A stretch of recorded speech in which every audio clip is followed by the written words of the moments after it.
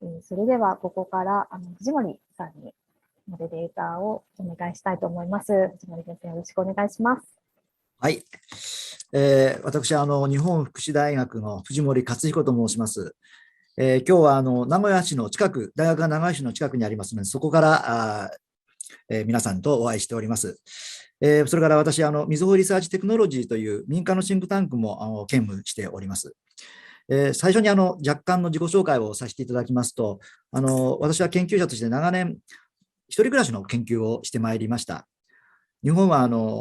家族依存型福祉国家と言われるように、家族の支え合いが強いことが一つの特徴だというふうに言われてまいりました。しかし日本も今、家族形態が随分と変わっていて、家族の中の世帯員数が今減ってきております。で、単身世帯、一人暮らしの方ってその象徴だというふうに思いますが、世帯の中に単身世帯は同居人がいませんので、孤立というのが大きな課題になっております。そこで今日は日本の社会的孤立の状況について、世帯類型を中心にしながらお伝えしたいというふうに考えております。今、スライドの方は映っておりますでしょうか。はい。私の方のテーマは、このテーマで、日本における社会的孤立の現状と求められる対策ということでお話していきたいと思います。次のスライドお願いします。簡単に構成申し上げますと、最初に日本の社会的孤立の背景を見て、その後、世帯類型別に見た社会的孤立の実態、それから社会的孤立は何が問題なのか、それから孤立に対して求められる対策を見ていきたいと思います。時間が短いですので、少し駆け足になってしまうかもしれません。ただ、同時通訳ですので、ゆっくり喋ってくれというふうに言われておりますので、できる限りゆっくりお話ししてまいりたいと思います。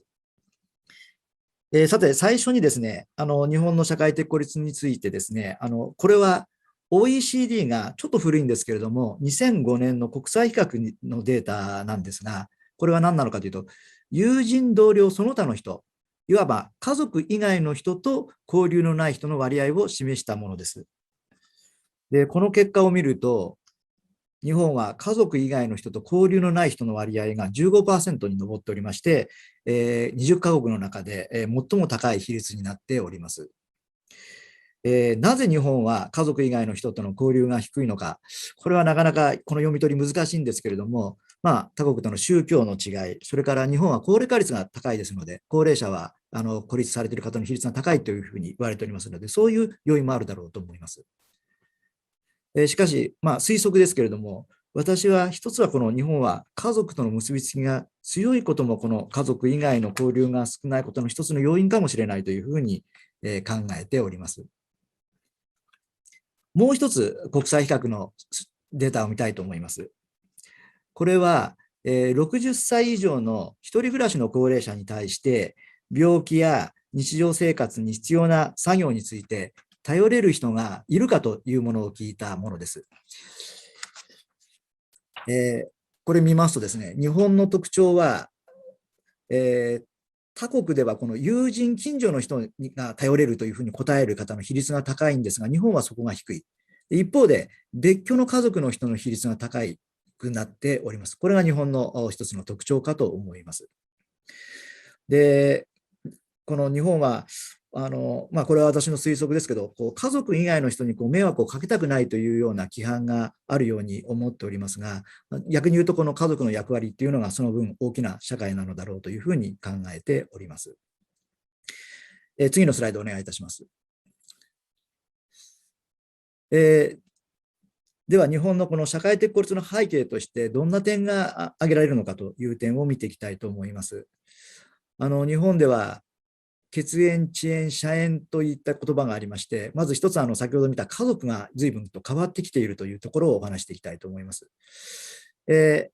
まず家族ですけれども、先ほど申し上げた一人暮らしの方の比率が高くなっておりまして、今、総人口の比率で見ると、1985年 6.5% が日本全体の人口の中で一人暮らしだったんですが、2015年、これが直近の実績になりますけれども、14.5%。それから、このままいくと日本2040年になりますと 18.0% になるというふうに見られております。一人暮らしが増えているというところが顕著に出ているかと思います。特に90年代以降、日本では一人暮らしが増えております。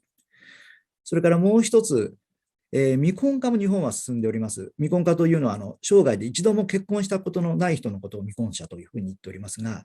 50歳時点での未婚者の比率というのが、日本は男女ともに高くなっておりまして、1985年までは 5% 程度だったのが、今、2015年、男性は 23.4%、女性は 14.1% というふうに、50歳の未婚者の比率が上昇しております。で、これも2040年になると、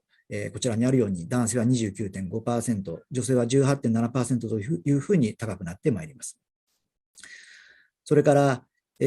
地域を今度見てみますと、地域で付き合いをしていない人の割合というのも、これは2004年から2020年にかけて高まっているということが示されております。それから今度、職場を見ますとですね、今、日本では職場において、これまで正規労働者の比率が高かったんですが、雇用者に占める非正規労働者の比率が高くなっております。1985年 16.4% だったのが、2019年に 38.5% というふうに、労働市場の中で、4割弱が非正規労働者という形になっております。で、正規労働者と非正規労働者を比べますと、非正規労働者は職場での関係性が低いということが弱い面がありますので、弱い面があります。で、このように、家族、それから地域、職場でつながりが弱くなってきているということ、関係性が脆弱化しているということが、今、社会的孤立が課題になっている背景にあろうかと思います。次のスライドをお願いいたします。では、社会的孤立、日本の社会的孤立はどのような状況にあるのかというのを見たのが次の表になっております。これは世帯類型別に社会的孤立は3つのタイプに分けて、該当者の比率を見たものです。1つ目が、一番左型にある会話欠如型孤立。これは2週間に1回以下しか会話をしていないというふうに答えた人の比率を世帯類型別に見たものです。これ見ますとですね、一人暮らしの男性が 15% というふうに非常に高い比率になっております。それから、同じく一人暮らしの女性、65歳以上ですね、ごめんなさい、単身の高齢男性 15%、それから単身の高齢女性が 5.2%、それから、現役世代であっても、男性の方は 8.4% というふうに高くなっております。で普通、現役世代であれば、職場で会話があると思うんですが、おそらく未婚で無職の方などが、この会話欠如が少ないくなっていて、孤立に該当される、会話欠如型の孤立に該当されるという比率が高くなっているのではないかと思います。それから2つ目のこの孤立のタイプといいましょうかね、頼れる人がいない、特にいざという時に頼れる人がいない、介護や看病の時に頼れる人がいない、それから日常のちょっとした手助けで頼れる人がいないというふうな、9つの項目についてすべて頼れる人がいないというふうに答えた方をここで示しております。ここも同じようにですね、単身の高齢男性が 11.1%、それから現役世代の単身の男性が 6.9% というふうに高くなっております。それから、一人親も一番下にありますけど、8.7% というふうに高い比率になっております。それから一番右、これが孤立のタイプの3つ目なんですけれども、先ほど頼れる人がいないというふうに言いましたが、ここでは手助けする相手がいない、頼ってくれる人がいないと言ってもいいかもしれません。これも同じように、7つの項目について、介護や看病など手助けをするのかというような質問をして、そしてすべてにおいて手助けする相手がいないというふうに答えた人の割合になっております。で、ごめんなさい、高齢の単身男性が 17.4%、ここも非常に高くなっています。それから、高齢の単身女性、それから現役世代の単身男性というふうに、ここも単身の、高齢の単身男女、それから現役世代の単身の男性において、高い比率になっております。おおむねこの全体を見ますと、孤立に陥りやすいのは高齢の単身の男女、それから現役世代の単身男性であるということ。で特に高齢の単身男性で孤立に陥る人の比率が高くなっております。次に、じゃあ、孤立は一体何が問題なのかということを考えていきたいと思います。私は大きく言って3つあるのではないかというふうに思っております。1つ目が、孤立していると、いざという時の支援を受け入れられないというものです。こちらは先ほどのですね、会話頻度が2週間に1回以下の人で、イエスというふうに答えた人とノーと答えた人、これを見ますと、この方々で、丸1のところ、過去に、食料が買えない経験があるというふうに答え方との比率が、やはり、会話頻度が、低い人の方が高くなっております。それから、頼れる人がいないという先ほどの質問ですね。これもイエスの方が、過去に、食料を買えない経験という、こちらの比率が高くなっております。それから、頼ってくれる人がいないも同様ですね。それから丸2のところ、これは健康状態の悪化、これを見ても、会話頻度、それから頼ってくれる人が、頼りになる人がいない、それから頼ってくれる人がいない、このどれも、ここも、健康状態の悪い、健康状態が悪化している人の比率が高くなっております。それから3つ目ですけれども、生きる意欲や自己肯定感の低下という点ですね。これが丸3と丸4のところに示されております。こちらも同じように、これら3つの孤立の類型で孤立しているというふうに答えた方の比率が、孤立していない方よりも高いという結果が出ております。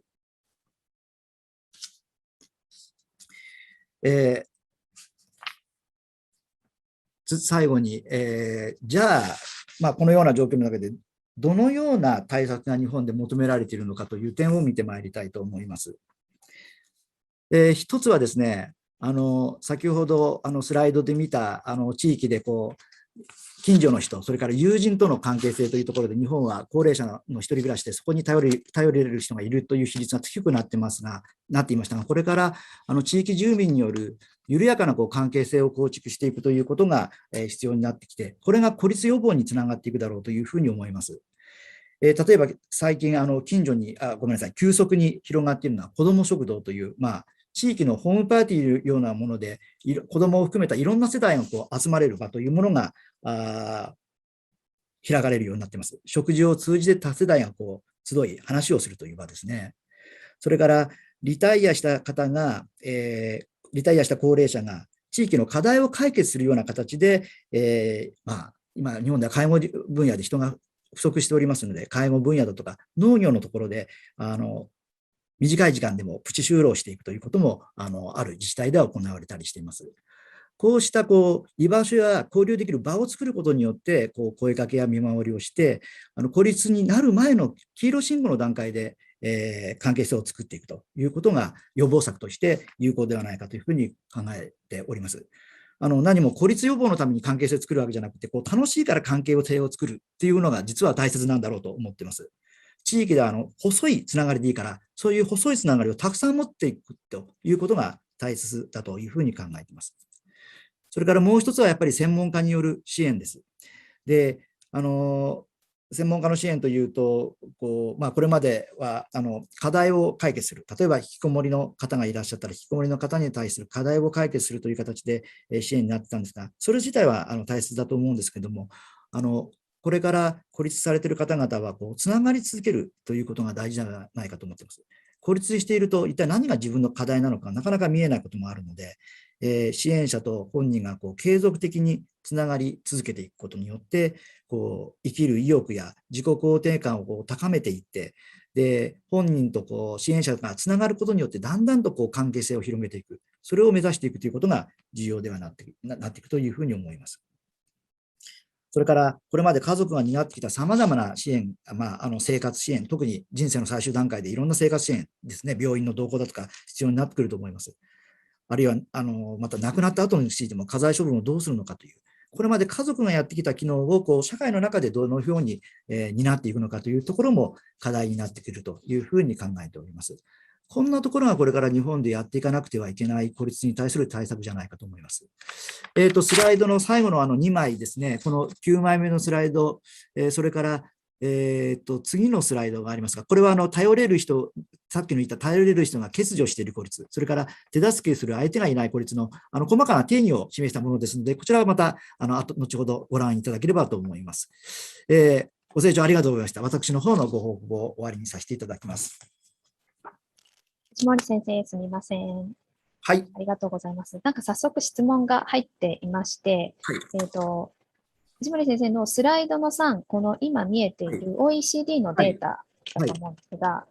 この資料のことに関して、友人、同僚、家族以外の人の交流ということをテーマにした資料ですよね、と。はい、そうです。これは友人、同僚、その他の人と交流のない人の割合。だから、家族の交流はあるんだけれども、家族のことは聞いてませんが、家族以外の人ですね。以外の人ってことですね。はい、家族以外の人と交流のない人の割合です。わかりました。はい。それで、ほとんどない、それから全くないと答えた人の合計が、このデータで示されております。はい、ありがとうございます。また何か質問ありましたら、引き続き Q&A チャットにお願いします。じゃあ、藤森先生、はい、お願いします。はい。それでは、これから続いてですね、先ほどご紹介していただきました3名の皆様から国内外で取り組まれている事例や課題についてお話しいただきたいと思います。最初は、ラブニーとビルディさんにお話しいただきます。ビルディさんは、Hello. Hi. Thank you for the invitation. Very pleased to join you. もうちょっとビルディさん、ビルディさんの紹介させていただいてよろしいですか。はい。ビルディさんはイギリスのデジタル文化メディアスポーツ賞でも、孤独対策チーム長として、孤独にまつわる社会的偏見をなくし、孤独を配慮した社会の実現に向けて、さまざまな活動を率いていらっしゃいます。今日ロンドンから中継といいましょうか、はい、登場していただいております。では、ビルディさん、ご講演お願いいたします。Thank you very much. Very pleased to join you this morning. I'll be talking specifically about the work our government has done on loneliness. It's similar to social isolation, but slightly different. Social isolation can be observed by how many relationships someone has, but loneliness is more of a feeling. It's unwelcome, and it's quite a complicated feeling that there are many causes of. So next slide, please.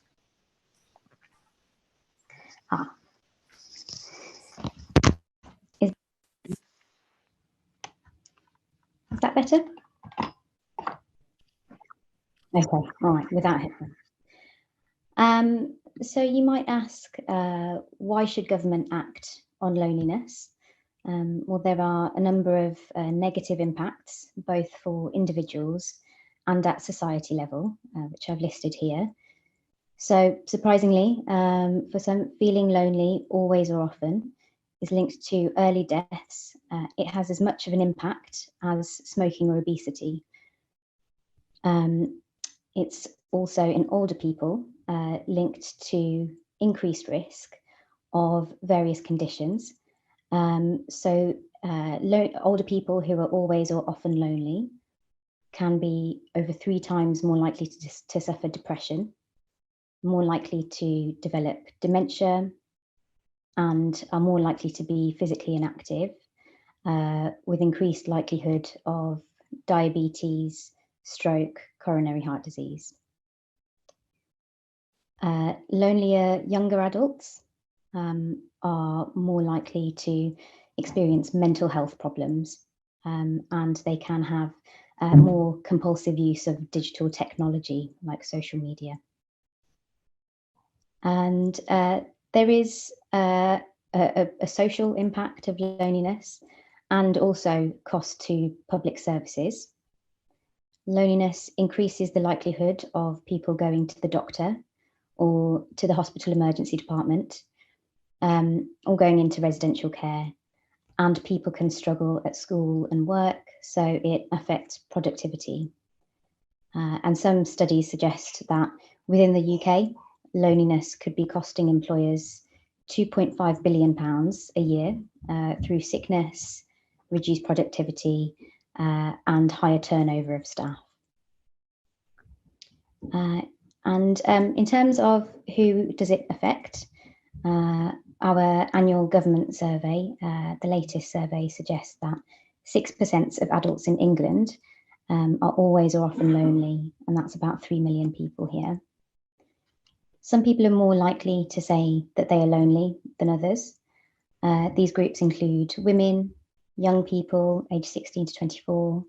people on low incomes, people living alone, and people with disabilities. So government acts on loneliness because of the social and individual impacts. And if we try to tackle loneliness through social connections, this can help bring communities together and heal division. And connections are very important to well-being and having a full life productively. Next slide, please. So this picture demonstrates, all the different times at which people might feel lonely. While loneliness is often thought of as something that affects older people, actually it happens throughout the life course. So there are some life transitions and experiences which can trigger loneliness. So on this picture, you might be able to see becoming a new parent, having a long-term health condition, retiring, refugees seeking asylum, losing mobility, or bereavement or divorce. There are lots of different points during someone's life which might trigger loneliness. Next slide, please. So as I said on the previous slide, there are transitions and trigger events which increase the risk of people feeling lonely. But some people are affected more than others. And the research suggests there are a few reasons why some people may be more likely to feel lonely than others. Firstly, a weak social network. So again, tying in with social isolation. If people don't have that network around them, they are more at risk of feeling lonely. Having mental or physical health problems or disability. It affects how people can engage with others, but also with services. So that can be a risk factor. There are personality traits, which include lack of confidence, low self-esteem, or a negative mindset, and levels of resilience to change and setbacks. Some research suggests that early loneliness, early in life, seems to increase the risk of ongoing loneliness throughout your life. And some studies suggest that the children of lonely parents are more at risk. And there are kind of social factors, including lower incomes, unstable employment or unemployment, renting, and being in a community where you don't trust your neighbours. So it seems that where you live and the services and community assets you have available affect your experience of whether you're lonely. There are also cultural conditions like cultural attitudes. Some groups, for instance, ethnic minorities or LGBT, say that they are more likely to feel lonely. And there's a stigma attached to loneliness. So about a third of people in Britain, in one survey, said that they would be embarrassed to feel lonely. So that makes it harder for them to seek out support. Infrastructure can also really help or hinder. So transport links and facilities in the community are very important to tackle social isolation and form connections. So particularly if people have health impacts, disability, they will be reliant on those services being available so that they can leave the house and go and access services. And also in many rural communities in the countryside here, the transport links aren't so good, so that also affects people's ability to get out and see people. And on technology, the way that we live and work is also important. There have been changes in working practices which have been accelerated by the pandemic. Lots of people working flexibly from home, but that can limit opportunities to interact with colleagues. And even if you are working in the same place as colleagues, where there is a high workload and lots of pressure, that reduces time available to actually socialize and form relationships and networks with colleagues and friends. And on social media, many people say it's a cause of loneliness, particularly for young people. But actually, research shows it can go either way. It can either increase or reduce loneliness, depending on whether it replaces real life interaction or is used in a complementary way. Next slide, please. So on our work, in 2018, the then Prime Minister, Theresa May, announced the world's first Minister for Loneliness. And then in October 2018, we published the world's first government loneliness strategy.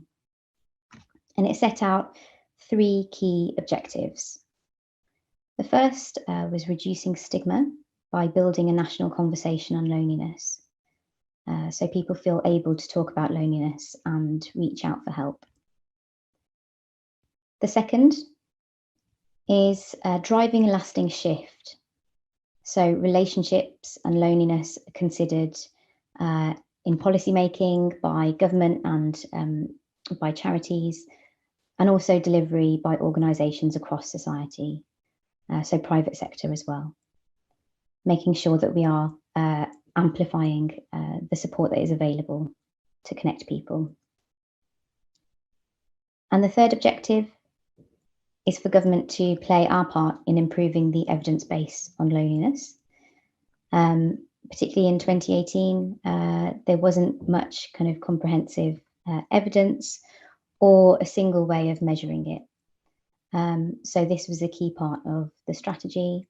to make sure that everyone has access to the information that they need to make informed decisions about how to help tackle loneliness. And through the strategy, there were 60 commitments across government departments and other organisations. And these were across areas like health and social care,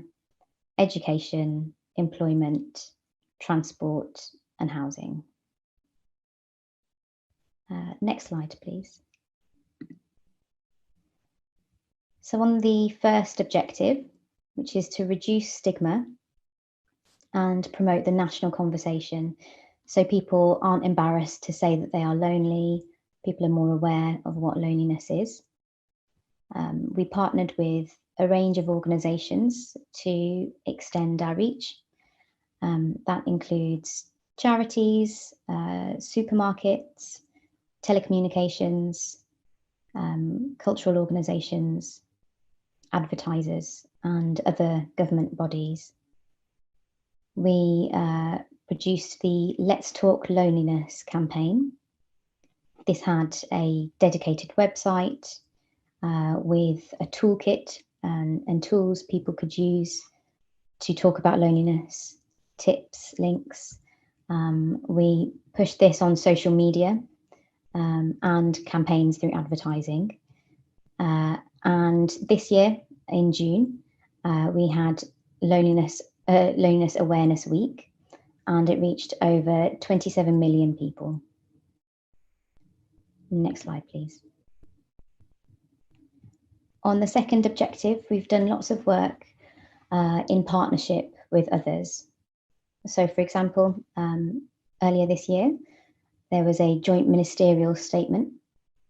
between the Japanese Minister for Loneliness and Isolation and the UK Minister for Loneliness as well. And that highlighted tackling loneliness as an important international challenge. And both ministers committed to continue cooperation between our two countries, share knowledge about what works to tackle loneliness, and raise awareness more widely across the world. Domestically, in England, we have formed the Tackling Loneliness Network. This is over 80 organisations across technology, culture, media, retail, charities, academia, and national and local government. And the Tackling Loneliness Network has developed an action plan to think about how all those organisations can commit to driving progress. Attached to this, we have a Tackling Loneliness Hub, which is an online forum which we've launched to enable members to share access to useful evidence and materials, and for people to join up online so that they can potentially work together or share advice. We've been working across government departments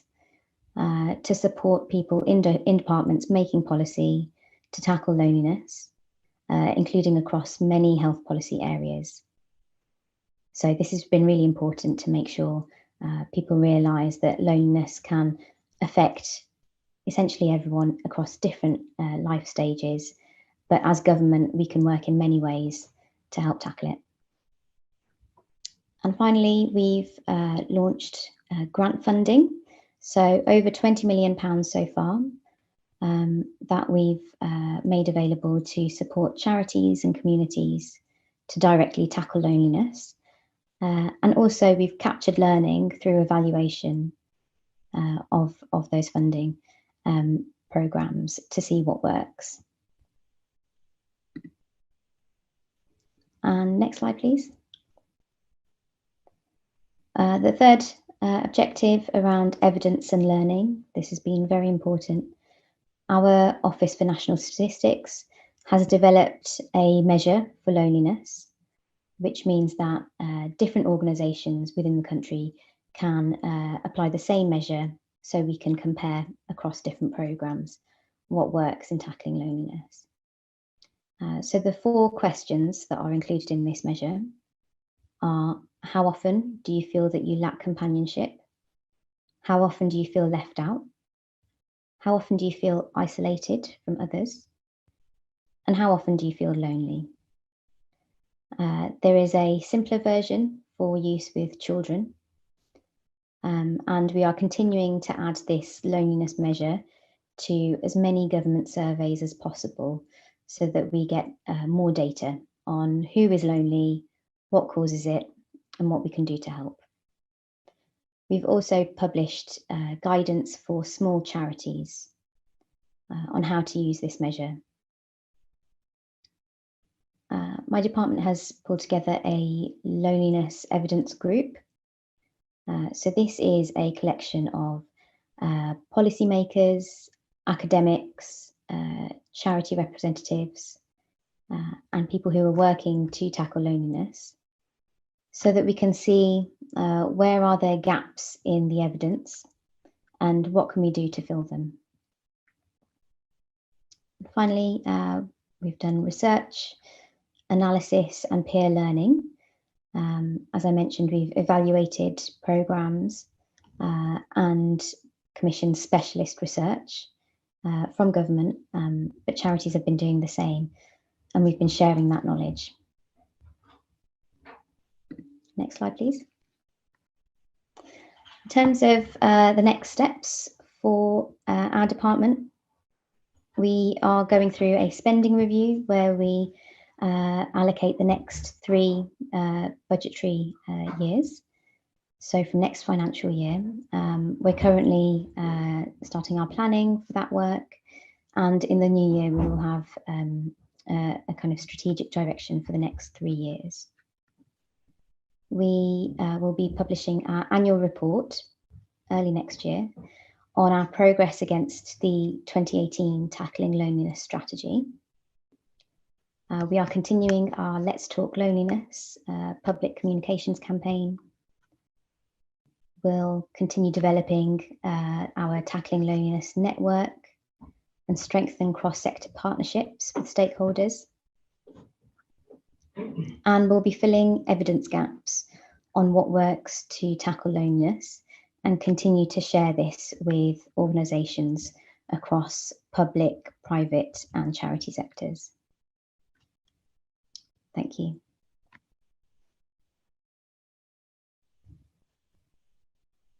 はい、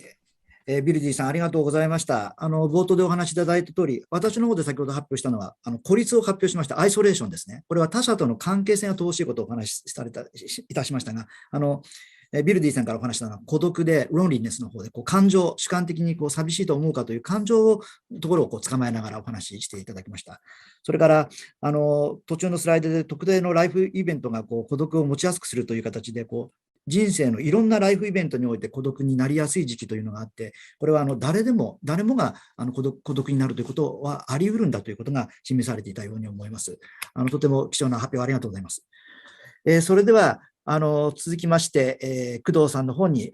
ご発表いただきます。認定 NPO 法人育て上げネットの理事長として若者の就労支援に携わっていらっしゃいます。社会的孤立孤独に対する現場から見えていることをお話しいただきたいと思います。すみません、ちょっと工藤さん、時間が押しているものですから、10分間でご発表の方をお願いいたします。はい、皆さん、こんにちは。育て上げネットの工藤と申します。次のページに私のプロフィールがあります。その間に、今、政府が孤立孤独を取り組むぞということで、自治体からもたくさんのヒアリングを受けているんですけれども、やはり決定打があんまりなくてですね、やはりアイデアをみんなで出していかないといけないというふうに思っています。もし今日参加された方で、こういうことやったらいいんじゃないかっていうようなアイデアがお持ちでしたら、ぜひ QA のところに入れといていただけると、やはりみんなの知恵を集めるっていうことが、こういう対策では重要だと思っていますので、ぜひよろしくお願いいたします。で次のページがですね、これ、私の発表なんですけれども、その次に、ごめんなさい、次にありますように、これが育て上げネットという団体がやっている活動のビジョンとミッションです。で特にミッションの方でですね、若者と社会をつなぐというところに矢印をつけていまして、もちろん孤立、孤独含めて社会と接続できない若者をつないでいく活動がメインなんですけれども、反対側としても社会の側がですね、そもそもつながりたくないっていう状態のものであるというのは、そこにつなげるわけにいきませんので、やはり社会の側へのアクションっていうのを大切にして両輪で活動をしています。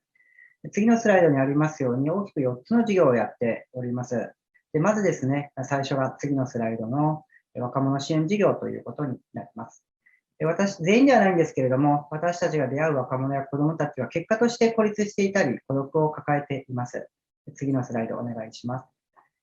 では、主にですね、仕事を失っている状態の若者を中心に、働くと働き続けるに重点を置いて、支援活動というのを行っています。年間で新規で2000名ほどのご相談があるんですけれども、やはり仕事を失うということは、我が国においては非常に孤立と結びつきやすいということを感じております。次のスライドにありますように、では誰も急に仕事を失うかといいますと、やはり生育歴の中で様々な課題や問題を抱えることがあります。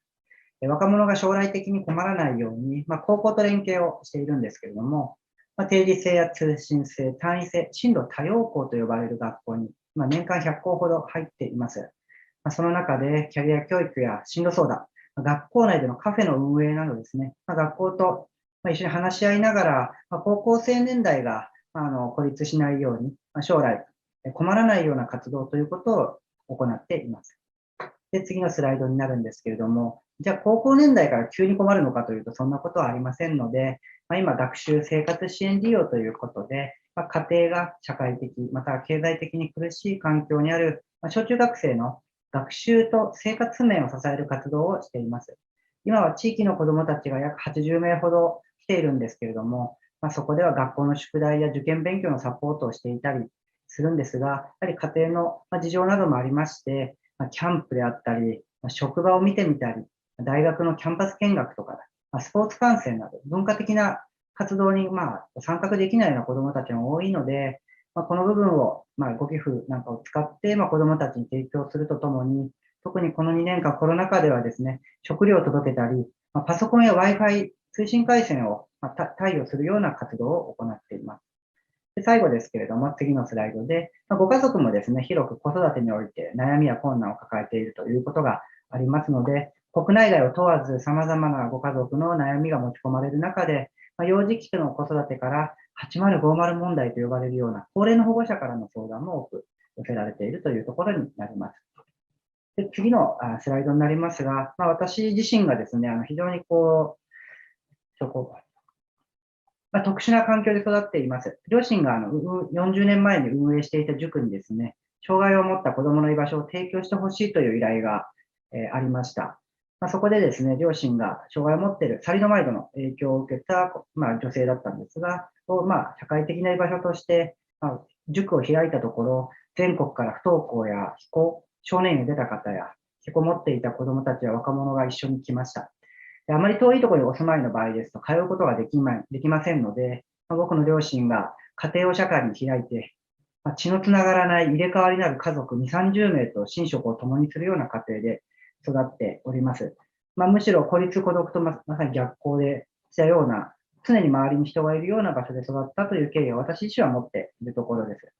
で次のスライドになるんですけれども、そういった集まってくる若者や子どもたちを、0歳児の頃から一緒に関わっているような状態なんですが、彼らは社会的には問題や課題というふうに捉えられており、家庭や地域で孤立、孤独な状態の方々にいたというふうに認識しています。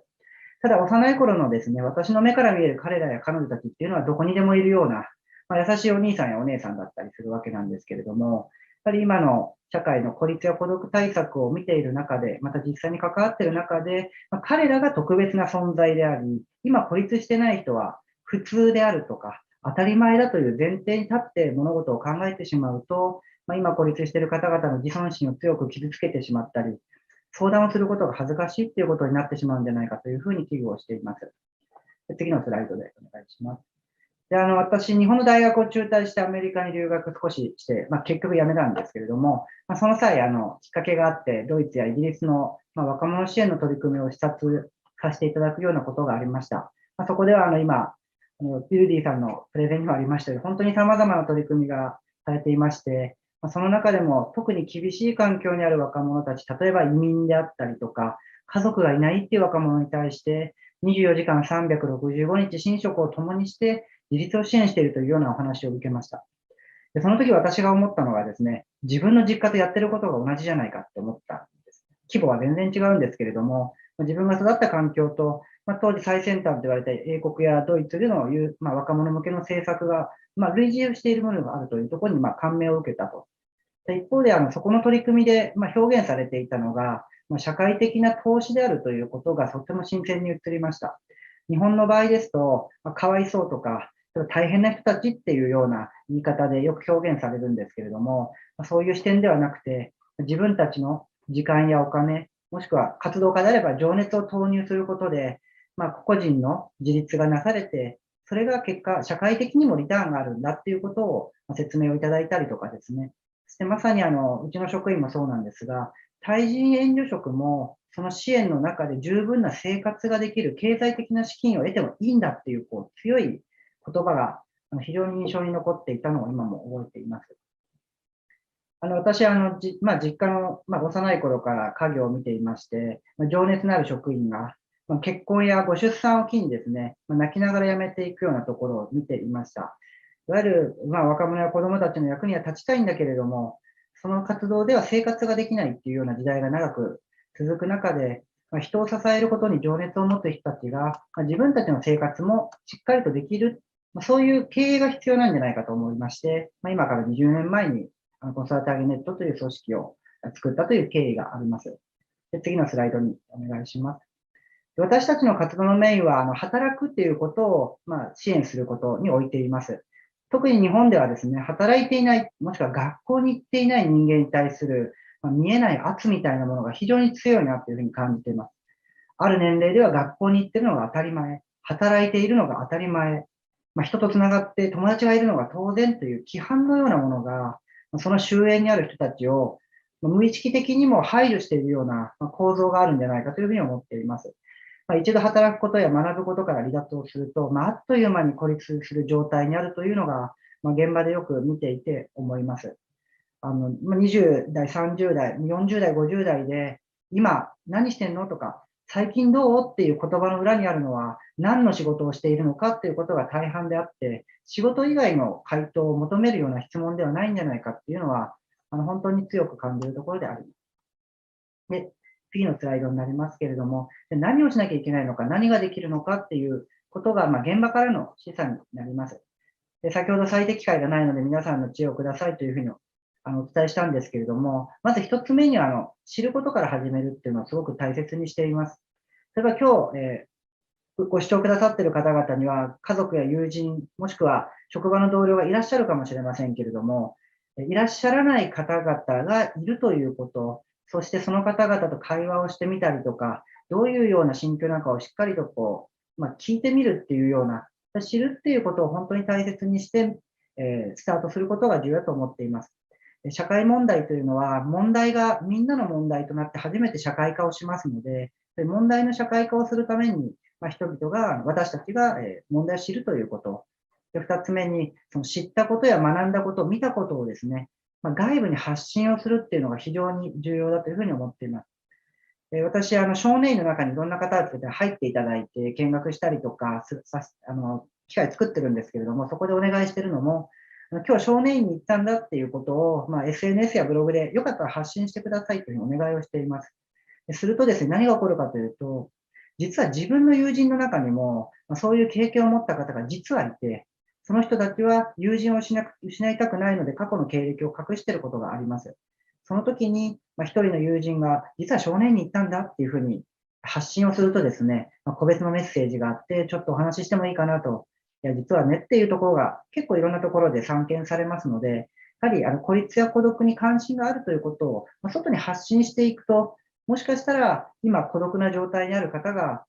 ちょっといいかなっていうことで、メッセージくれたりとか、声をかけてくれるようなことがあるんじゃないかというふうに考えます。最後3つ目がですね、先ほどビルリーさんがエビデンスって言葉非常に多く言われていて感銘も受けたんですけれども、やはり私の話というのは私たちの経験している範囲のものでしかなく、藤森先生もデータとか出していただいてましたけれども、やはり現場とアカデミア、あと行政や企業の力を結合させるっていうことが非常に重要だと思っていまして、私が話すような個人のストーリーで問題を解決していくというのはおそらく限界があって、やはり解決方法を含む集合値がですね、社会の問題の解決を公共のものにしていくっていうふうに考えております。私はNPO という立場から、この問題にも関わらせていただいてますけれども、NPO の役割や取り組みというのは、目の前の方々に対して何ができるかを懸命に考えてですね、寄付者の応援、もしくは時間をくださったボランティアの方々とともに、一人ずつ役に立てるような貢献をすると。それをやっぱり行政であるとか政府に届けることで、政策化していくということが、NPO の取り組みや役割だというふうに考えています。その意味で皆さんの中にもご関心、ご興味ありましたら、QA に解決方法を書いていただくだけではなくて、私たちの NPO の様々な取り組みの中に参加をしていただいたりとか、余力があれば寄付をしていただいたいということで、この問題をみんなで解決できるといいんじゃないかというふうに考えます。私からは以上です。ありがとうございました。はい、工藤さん、ありがとうございます。今、日本の支援現場からの非常に状況がよくわかるお話を聞かせていただいたと思います。この孤独の問題、孤立の問題というのが個人の問題じゃなくて社会の問題なんだということで、そのためにエビデンスを使いながら伝えていくということが必要なんだというお話、それから支援現場の方でどうやって支援する方々の生活をしながら支えるということをどうやってやっていくのかというところも一つの日本の課題になっているところだというふうに考えております。貴重なお話ありがとうございました。それでは最後に、開発に携わる立場からティツィア・ボナパーチェさんに、アジア地域の社会的孤立についてお話ししていただきます。ボナパーチェさんは国立アジア太平洋経済社会委員会 UN の SCAP の ICT 災害リスクの軽減局長、災害リスク軽減局長として、災害に強い社会づくりのためのプログラムを率いております。今日、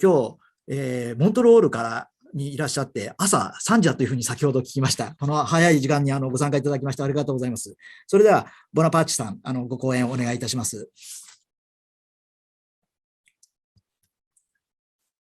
A very good morning and a good evening, good afternoon to everyone. Professor Fujimori, as our moderator, through you, I would like to express my sincere thanks, in particular to Dr. Miwa Furuya and Ms. Kumiko Okawa from JST for the invitation to this event. I think the subject of our discussions could not be more timely. I think the co-panelists and your presentation, Professor Fujimori, all clearly indicated that there is a great need to study more, to talk more, to recognize more the roots of social anxiety. They are complex, and notwithstanding more attention, and it was interesting to hear about, the Minister of Loneliness in the UK that was set up by the previous Prime Minister of the UK. Notwithstanding this greater policy urgency and policy attention, social anxiety still remains an area of work that is quite understudied and under-recognized. I think some people feel very uncomfortable talking about social anxiety, social isolation, loneliness. These are all, concepts that people generally do not feel that comfortable with. There is still, I think, in society, an orientation to high productivity, to high impact, to concrete, commercialized transactions. We're still very much a transactional society. It was interesting, the previous speaker who said that, young people get asked, what do you do? And immediately the assumption is, where do you work? Somehow everybody has to be working. But having said all of this, a lot of these problems are really the problems of developed countries, societies, in developed high income societies. So what I would like to do today is present a slightly different perspective, because I work at the United Nations, and I work in a part of the United Nations that is mandated, that is tasked to promote policy cooperation among governments for sustainable and inclusive development. And so I would like to present to you some perspectives that have a development orientation, and I will also present some perspectives that are more digital in nature. And in terms of the digital connectivity, I will present both the positive and the negative. And then I have 3 points that I offer as, I wouldn't go as far as say solutions, but 3 answers, while I recognize that no one really has the final answer. But I have 3 proposals. So first of all, the Asia Pacific region. We all know it has been an engine of economic growth, social progress, and global development. And we really, in terms of digital and technology innovation, we have what I call a three-speed region. We have a number of high-income countries, notably Japan, with very advanced technology, very advanced innovations, which have been scaled up to the global level. And so we have a group of countries that have emerged as technology leaders, and they have pulled away. Then we have a number of middle income countries, a lot of the countries in Southeast Asia. They have been very resourceful in the local adaptation of numerous ICT tools, and they have also made progress in bringing digital connectivity to the rural areas. And then there is, and this has really had, I think, important implications, because the lack of digital connectivity nowadays is a form of social isolation. And the lack of digital connectivity, because life has become digital, can also lead to disempowerment. And this affects in particular the most vulnerable segments of our society when they are disempowered from political life, disempowered from economic life, and disempowered from social life. And the fact that COVID-19 made our lives digital, we are now living a digital life. Those that don't have digital connectivity are really being left behind. But overall, I think I can say with some cautious optimism that digital connectivity in Asia Pacific is the unifying force at the center of our interconnected world, and it is also a source and a driver of our socioeconomic growth. And one example that I would like to give in how digital connectivity can prevent social isolation is in terms of reducing disaster risk. And I think this is also very relevant for Japan, being a disaster impacted country.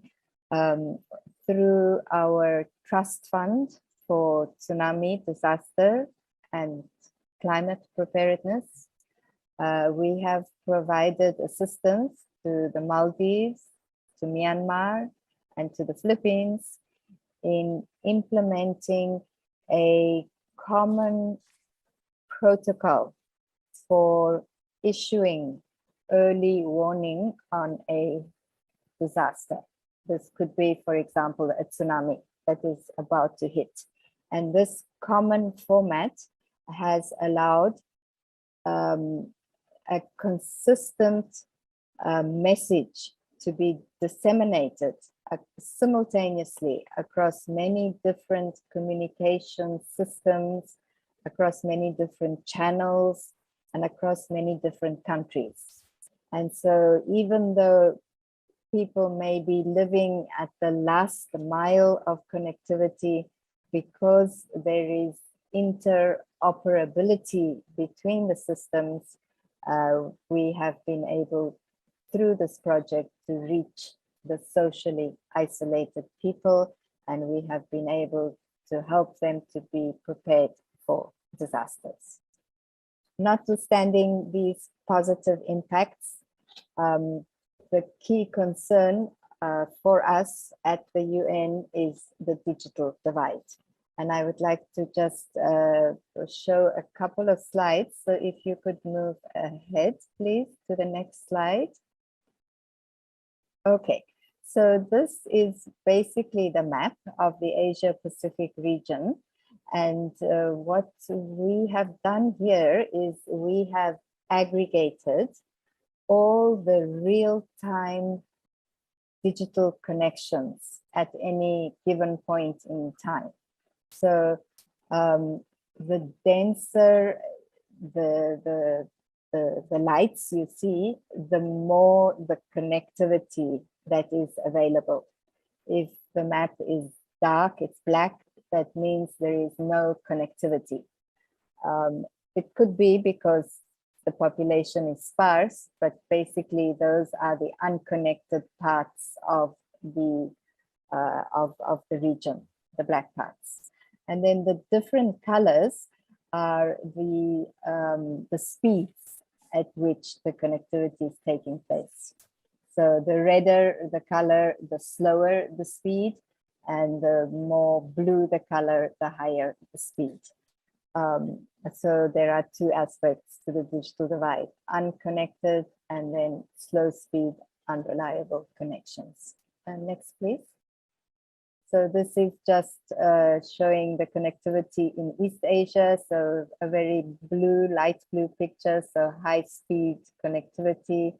across most of East Asia. Next, please. This is for Southeast Asia. We see the Thailand being quite blue, but then a large parts of Southeast Asia begin to be moving towards the red. North and Central Asia with vast areas, that are unconnected. Next, please. And finally, South and Southwest Asia. We see a much redder picture there. And then we see the Pacific Island countries and Australia, where it's a mixed picture. The connectivity, the speeds are not as high, and then vast parts of the country that remain unconnected.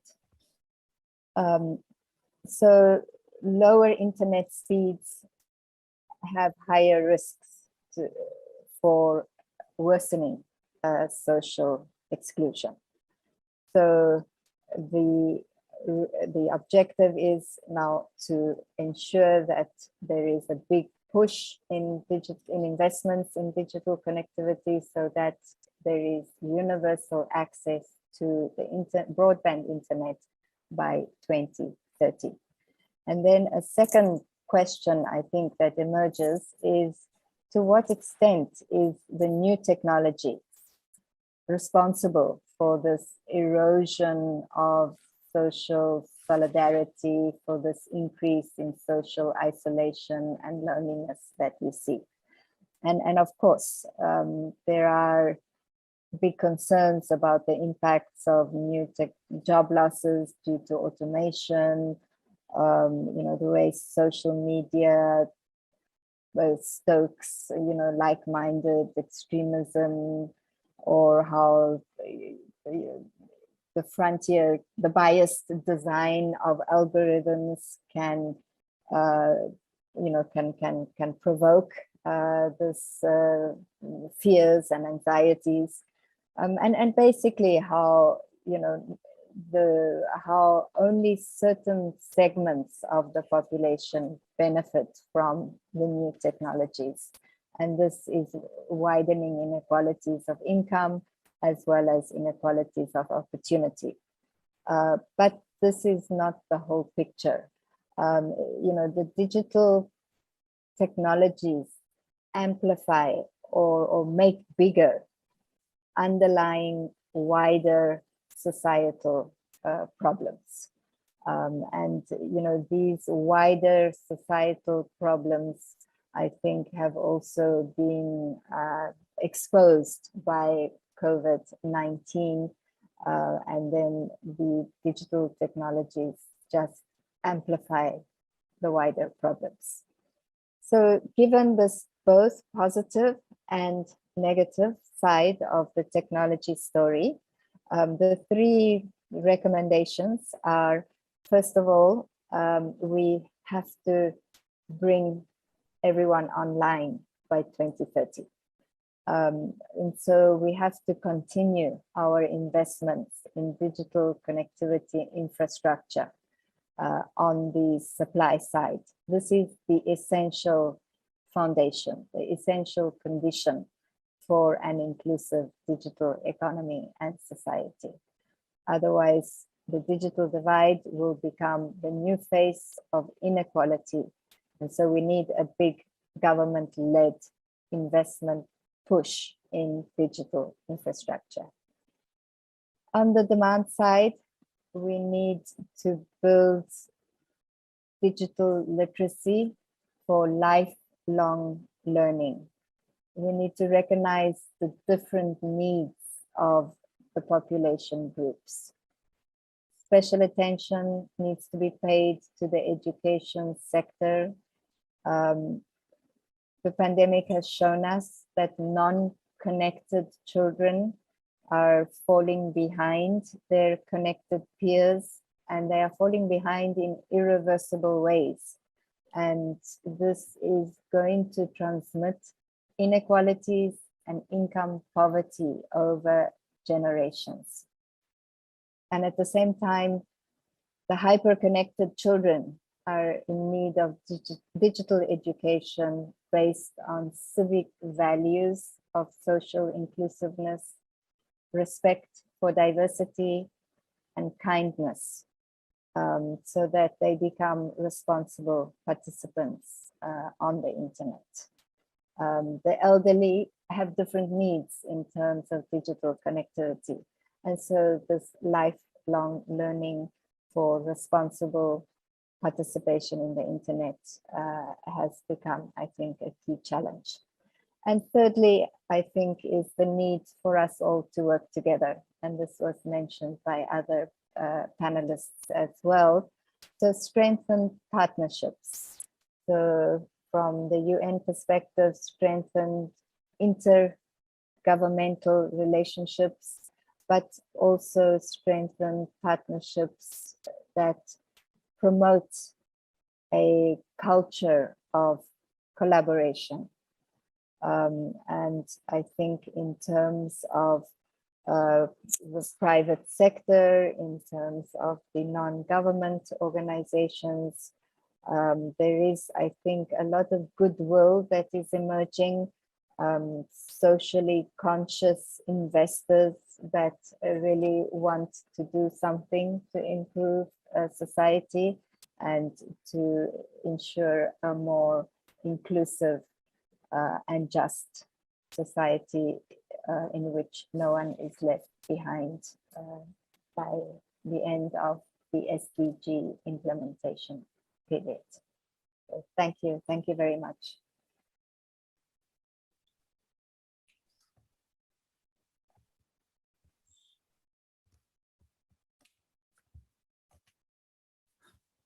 Hi, ボナパーチさん、ありがとうございました。皆さん、大変興味深いご発表でしたね。ここではデジタルのつながりというところですよね、つながりの中でも。そしてそれが、デジタルコネクションが社会的孤立を低下させる面もあるけれども、一方で、まずデジタルディバイドが課題になっているということ、それから新しい技術というのは社会的連帯を低下させる、そういう要因にもなりうるんだという話もありました。そして対策として、政府主導の投資によってデジタルインクルージョンの社会を実現していく。それから、ここでも教育が出てきましたね。先ほど工藤さんのところでもお話がありましたけれども、デジタルリテラシーの障害教育や子どもの教育、これを配慮していくこと。それから、ここも、ビルディさんのところでもお話ありましたし、工藤さんのところでもお話ありました。複数のステークホルダーによるパートナーシップというお話もありました。とても貴重なお話は本当にありがとうございます。で、これからですね、パネラーの間で、少し議論を深めていきたいと思うんですが、そうですね、少し時間が押しているものですから、ここで少し大川さんに入っていただいて、はい、そうですね。今ですね、ご質問いただいています。ビルディさんにご質問いただいています。イギリスでは施策の効果をどんなデータで測っていますかということでしょうか。イギリスでは女性や若者が孤独を感じやすいということで、日本とは特徴が異なるように思いますと。この原因として日本では中年期、高齢期の男性は仕事ばかりで、職場以外につながりがないことが大きな原因だと言われていますが、イギリス特有の原因あったりするんでしょうかというご質問です。ビルディさん、いかがでしょう。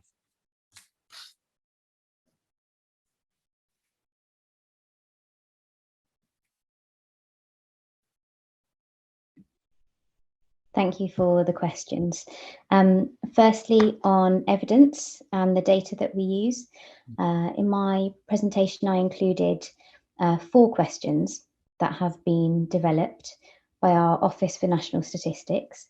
as an established measure for loneliness. One of our big challenges, thank you very much. One of our big challenges when we started this work was the lack of evidence around who was feeling lonely, what caused loneliness, and therefore how we could work to tackle it. These are the 4 questions, and there is also guidance that we've published for how to use them. We've established this as one measure that we want to use, not just by government, but by organisations who are, releasing surveys and checking evaluating their programs to check their progress.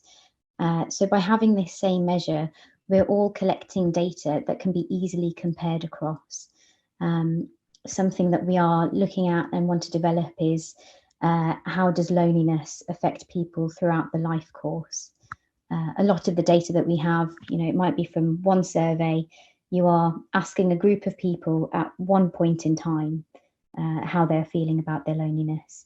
But by collecting more and more data that can be easily compared across time, hopefully we can track that experience of loneliness. And those 4 questions ask how often.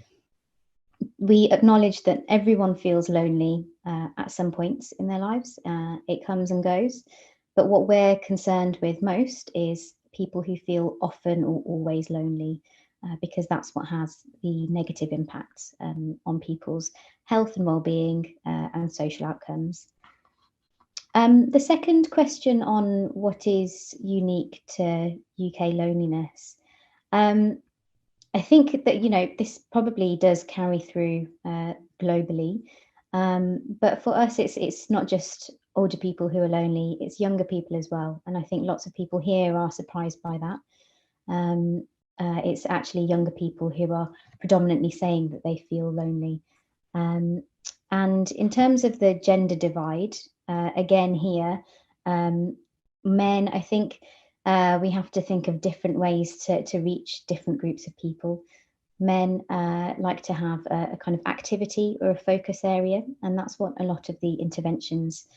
have been doing. So it's difficult sometimes to reach groups of people just by saying, come and have a chat, come and talk about how you're feeling. Some people don't feel as comfortable talking about their feelings. So we have an activity focus, which helps bring people in.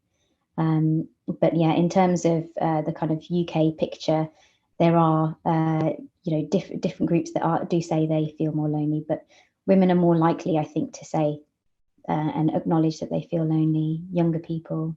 and then people who are either unemployed or more precarious employment, as well as people with health conditions. So I think there's something really for us to think about, not just in terms of tracking loneliness and seeing how people say they feel lonely, but thinking about the different ways that we can try and solve that and reach out to people. It's not just about providing services or reaching out digitally, but thinking about the other things that people need. So things like transport to get to an activity, or an app to make people aware of how they can reach services and make people more able to feel that they can reach out.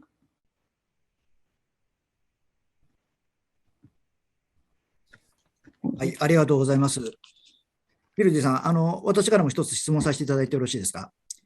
これまでイギリスで行われてきた対策で、エビデンスベースで調査もされていて、この対策は孤独に効果があったっていう対策はありますか？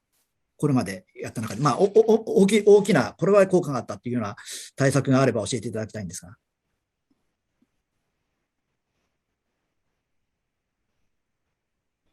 So this is an area that we are still developing because it's relatively new, but we've grant funded different measures. Something that we've found is useful is what we call co-production. So the way we talk about it is people don't want to feel done to, they want to be part of the solution. So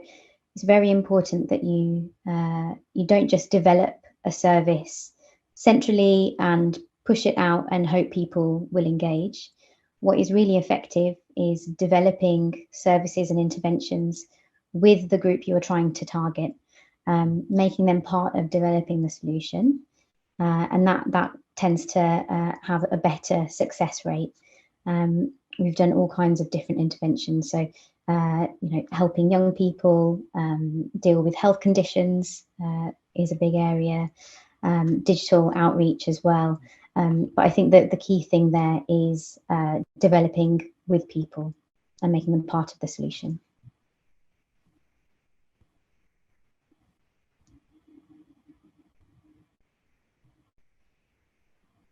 ありがとうございます。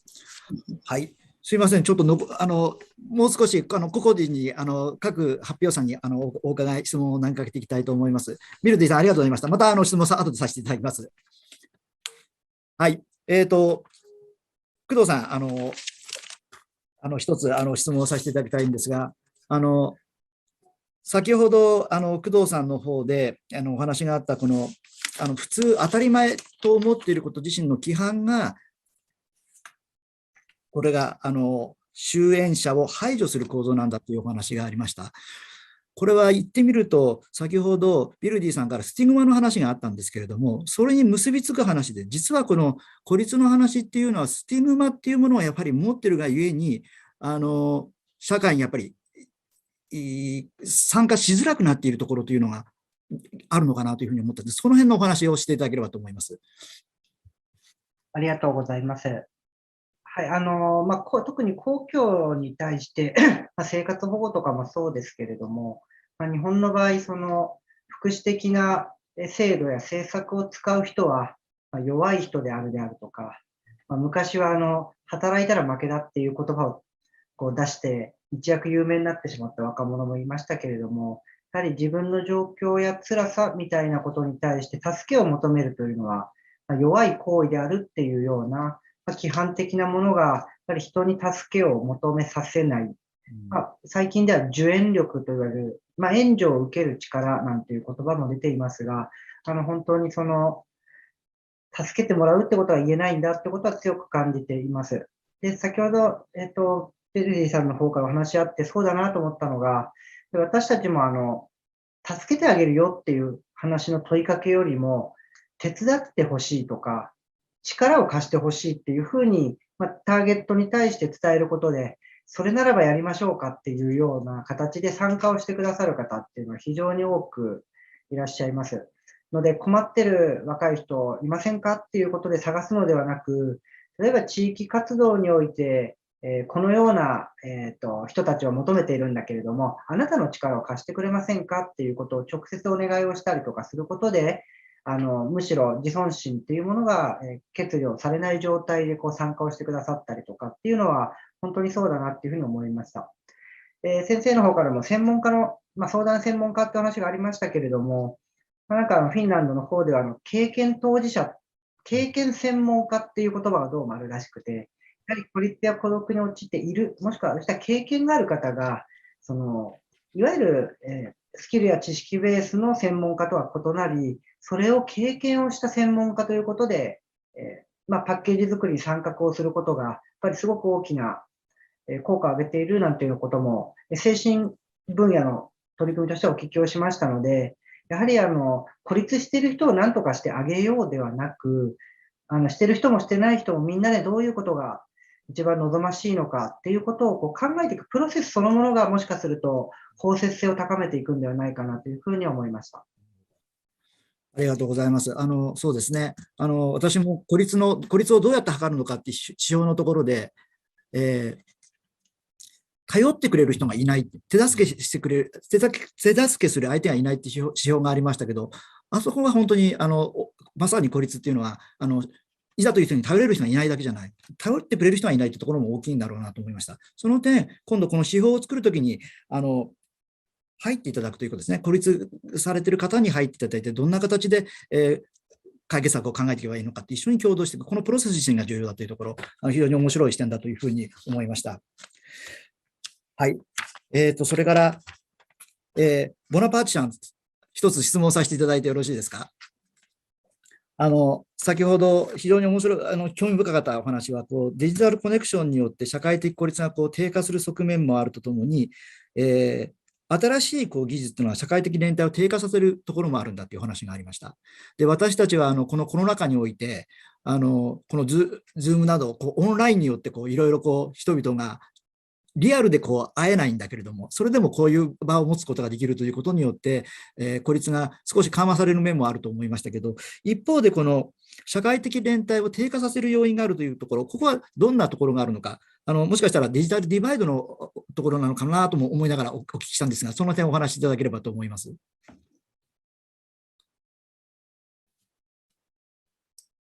Thank you very much, Professor Fujimori. And I think you've raised a very important question because,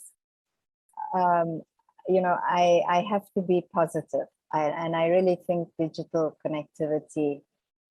is the unifying force at the center of our interconnected world. When the pandemic hit, when we all had to close ourselves in our homes, like we are in a prison, I think if we had not had the ability to connect with each other as we are doing now, the cases of mental stress, mental ill health, domestic violence, and many other aspects of social life would have disintegrated, faster than we could have expected. Or people would have just had no choice but to lead normal lives with a much higher death toll in terms of the pandemic and catching, getting ill, getting sick, and possibly dying from this virus. So I think digital connectivity has been a lifesaver for us during the pandemic. The bigger concern, I think, is, of course, the digital divide, because half of the population of Asia Pacific, so more than 2.4 billion, with a B, billion people, do not have access to affordable, reliable broadband internet. So they are being left out. And during COVID, they got left out even more. Their children got left out. And this will take many years to resolve. But the other bigger concern, I think, is the social media. And it's a complex discussion. And so I don't really want to give any sort of quick assessment of social media, but I think it is, it has evolved in a way that is polarizing views, and it is strengthening like-mindedness. So maybe take the vaccinations, for example. So the pro-vaccination people, they group together on social media. The anti-vaccination people, they group together. And then you have this extreme views, that are self-feeding. The social media hasn't found the way to promote the diversity of views in such a way that they can be creating common ground between extreme, between the extreme views. And unfortunately, I think the traditional media, the traditional print media, the traditional television, radio, they have somehow found the need to mimic the extremism of social media. And so we see in the traditional media these extremist views. So one media outlet will be on one side, another media outlet will be on the other side, and they promote this like-mindedness, the neutrality of traditional media, the objective analysis has to a large extent been lost. And I think this is probably a competition for attention. They are competing with social media, and somehow they have gotten caught in the need to be the same as social media to attract viewers, and to, manage to keep their accounts, in a profitable position rather than in a negative in the rate. So yeah, so just basically a few comments while recognizing that it is complex, and this social isolation, this loneliness, and the tendency for people to evolve extremist views. I think this is one of the concerns. And this extremism is perhaps also a product, a result of loneliness and social isolation. Thank you. ありがとうございます。今おっしゃられたテクノロジーの活用っていうのは重要なんだけど、一方でデジタルディバイドの問題、それから、SNS によって、極端な考え方になってしまって、逆にそれが孤立に人々を押し合ってしまうところも課題になっているというところですね。ありがとうございます。すみません、皆さん、今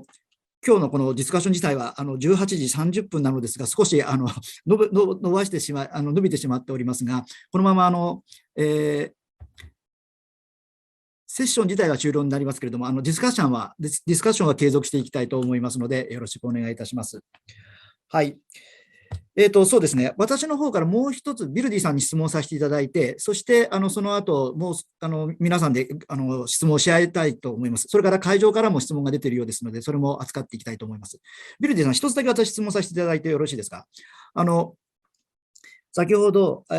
孤立されている方も解決策のところに入っていただくということでお話しいただきましたが、日本では今課題になっているのは、孤立している人を見つけること自身が難しい。孤立されている方々はなかなかじゃあ相談に行く窓口に行くかというと行かないだろうし、孤立している方をどうやって見つけるかっていうのは一つの課題になっているんですけれども、その点、イギリスはどのようにやられてますか。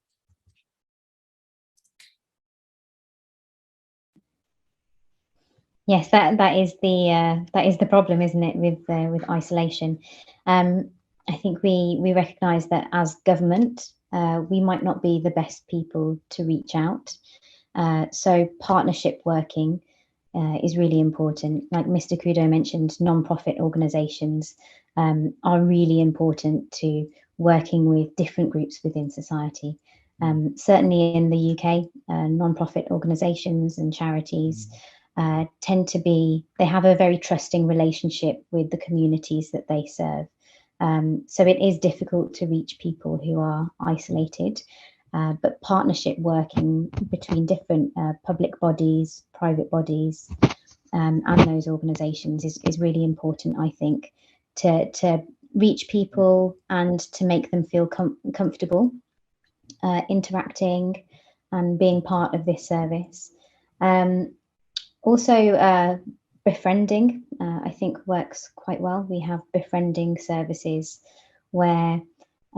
we can match up people who they might both feel lonely, but particularly intergenerational befriending, young people and old people, helping people connect with each other, and through that, make that a positive interaction to then form more social connections.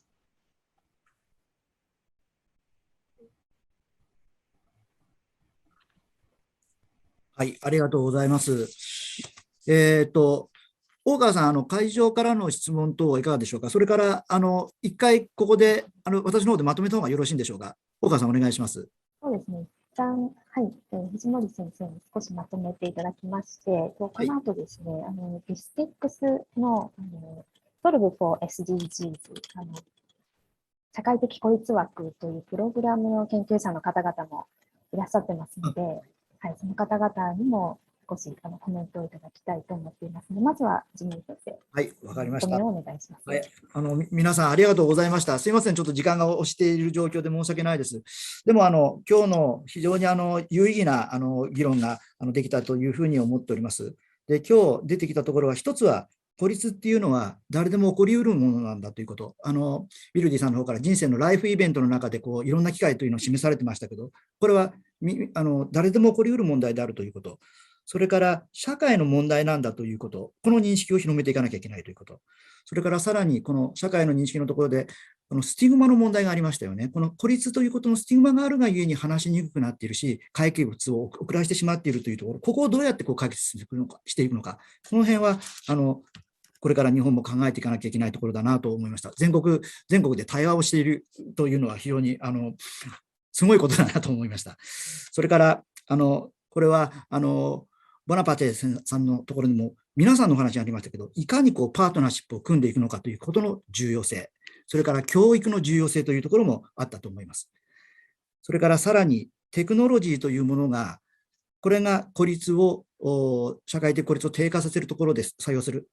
重要なツールにおそらくなっているだろう。ただ気をつけなきゃいけないのはデジタルディバイド等のところに対して、いかに社会全体で、先ほど、お話があった通り、社会的投資を政府主導でしていくのかというところ、それから教育をどうやってつなげていくのかというところ、これは非常に重要な課題になっているというふうに思います。すいません、短い時間でしたが、一応これで私の方でまとめという形にさせていただいて、大川さんの方におつなぎしたいと思います。すいません、皆さんありがとうございました、登壇者の皆様。はい、ありがとうございます。